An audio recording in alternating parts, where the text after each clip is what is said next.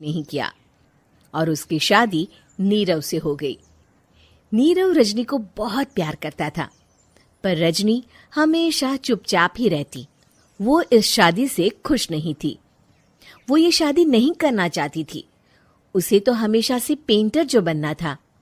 अपने इस सपने को वो नहीं पूरा कर पाई, इसलिए वो हमेशा उदास रहती थी। रजनी, बहुत ही बढ़िया फिल्म लगी है, कल देखने चले? नहीं जी, कल मुझे बहुत काम है, मैं नहीं जा पाऊंगी। अच्छा तो कोई बात नहीं, संडे को चलते हैं। देखिए, मुझे फिल्म देखना पसंद नहीं है, आपको जाना है तो चले जाइए। नीरव को मना करके रजनी वहां से चली जाती है और अपने बैग को खोलकर उसमें बंद पड़े ब्रश और कलर्स को देखकर रोने लगती है। रजनी, चलो ना कहीं बाहर खाने चलते हैं, कुछ तुम्हारी पसंद का। जी, मुझे नहीं जाना, मेरी तबीयत ठीक नहीं है। रजनी वहां से चली जाती है। नीरव को समझ नहीं आता कि रजनी उससे इतना दूर क्यों रहती है।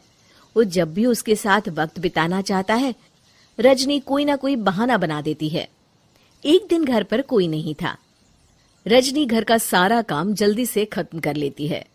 घर पर अकेले होने के कारण वो सोचती है कि वो आज पेंटिंग करेगी।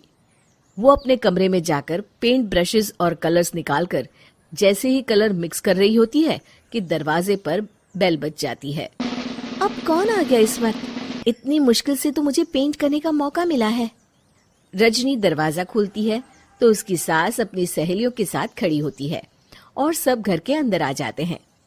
अरे बहू, सबको शरबत बनाकर पिला दे, बाहर तो बड़ी गर्मी है। उफ। जी।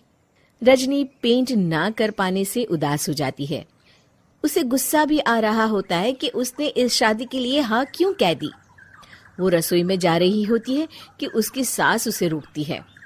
बहू, सबके खाने का भी इंतजाम कर लेना, आज का लंच तो ये सब यहीं करेगी। हाँ।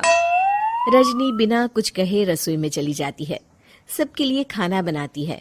सब खाना खाते हैं और रजनी घड़ी देखती है कि ये सब कब जाएंगे ताकि वो अपनी पेंटिंग कर सके। जब शाम होती है तब सब चले जाते हैं अपने घर। अरे बहू, सब तेरे खाने की तो बहुत तारीफ कर रहे थे, सबको बहुत अच्छा लगा खाना। आपको मुझे सुबह बताना चाहिए था ना कि आपकी सहेलियां आ रही हैं। पता भी है कितना वक्त लगा सारा खाना बनाने में। अरे बहू, तू ऐसे कैसे बात कर रही है मुझसे? तो और कैसे बात करूं? मैं इस घर की कोई नौकरानी नहीं हूं कि इतना काम करूंगी।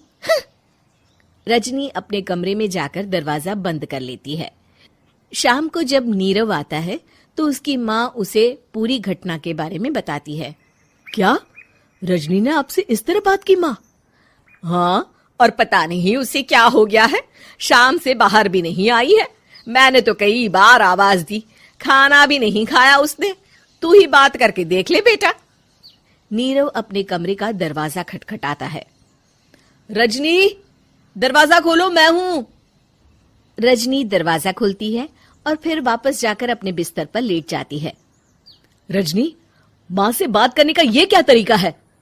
मैंने कोई गलत बात नहीं की है। अरे तुम क्यों ऐसे बर्ताव कर रही हो सबके साथ? क्या तुम इस शादी से खुश नहीं हो? रजनी कुछ नहीं बोलती। अरे बताओ मुझे रजनी, क्या ये शादी तुम्हारी मर्जी के खिलाफ हुई है? हाँ, मैं ये शादी कभी नहीं करना चाहती थी। तुमसे क्या, मैं किसी से भी शादी नहीं करना चाहती थी। रजनी रोने लगती है। चुप हो जाओ रजनी, बताओ मुझे, तुम क्यों नहीं करना चाहती थी शादी? रजनी बेड के नीचे से अपने पेंटिंग्स, कलर्स, ब्रश, पेपर्स निकालती है। इतने में उसकी सास भी कमरे में आ जाती है। ये देख रहे हो, ये थे मेरे सपने। मैं पेंटर बनना चाहती थी, पर माँ पापा ने कभी सपोर्ट नहीं किया और मेरी शादी करवा दी। मेरे सारे सपने टूट गए। हर वक्त बस गुस्सा आता रहता है मुझे। मैं जानती